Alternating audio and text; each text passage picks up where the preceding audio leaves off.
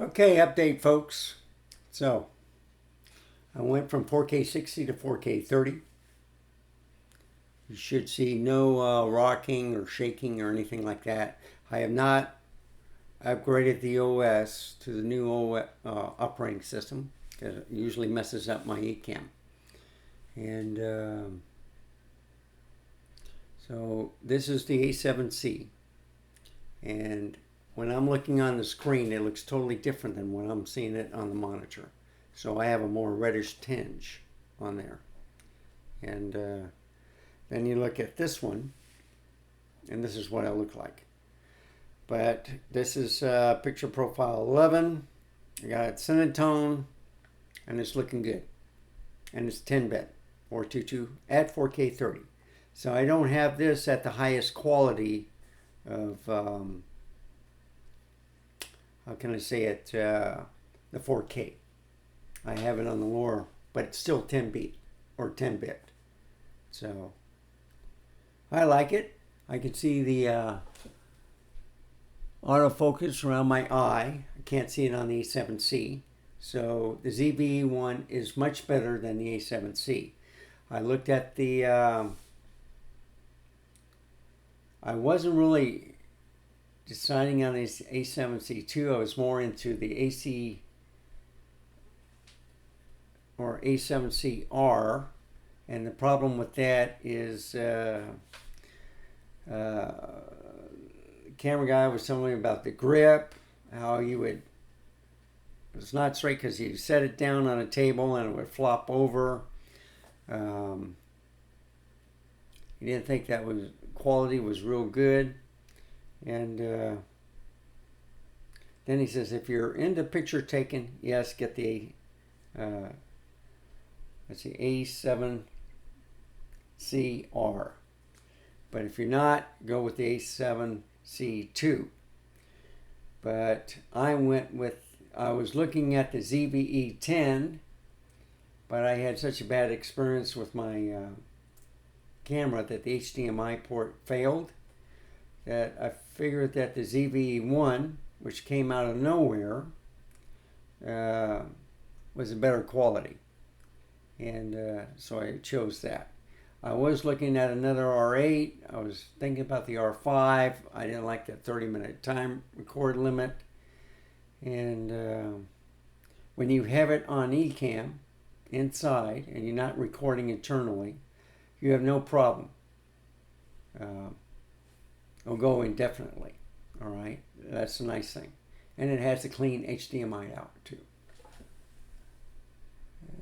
Yeah, spot focus. So I should be pretty clear. How do you like this wide field of view on the 11mm? So it's the new lens. I didn't want to get the 10 to 18 or 10 to 20 f4, and I didn't want to get the 15mm f 1.4. They just came out one for Nikon, and a lot of people are thinking that's pretty good, but Sigma came out with the 16mm f 1.4, like I have on the APS-C lens, and that's also an APS-C lens. So I think this f 1.4 15mm is a full frame lens. So I'm interested in that. Gray's Westminster or Westminster.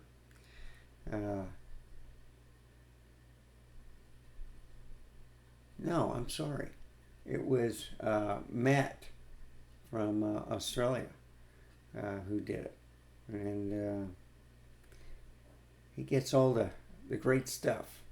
The two lenses I'm looking forward to is the 70 to 180 2.8, the lighter lens. I'm not interested in the 2.8 more expensive lens because they're heavier. Even if the I got the 17 to 28, the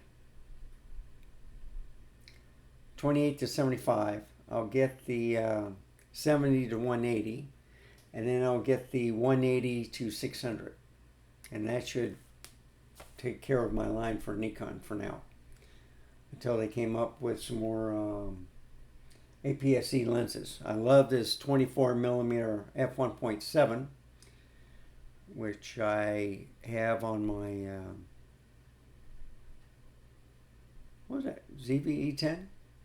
So, where's it on the see, I got so many lenses, I forget which lens goes on which camera. Sorry. But it's looking good. I don't see much stuttering. It looks a lot better than the 4K 60. So this is ZV-E1. I still see a little stuttering, but it's okay. And now we're going to go to the wide field of view. So I like this. I can make it a little bit bigger. You know, bring it in. You know, put it like this. Now that way you don't see I'm to the side. Gives me a different point of view. Well, anyway, thank you for watching. Remember to give me a like, subscribe.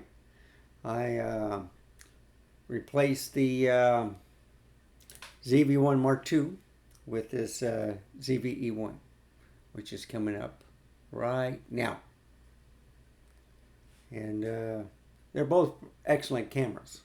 So I do notice that when I go into the menu, I can't see it on the LCD screen.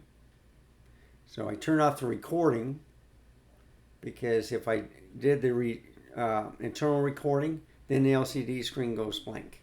So you turn that off, you can now see myself in the LCD screen, which doesn't turn off. So that's a nice feature.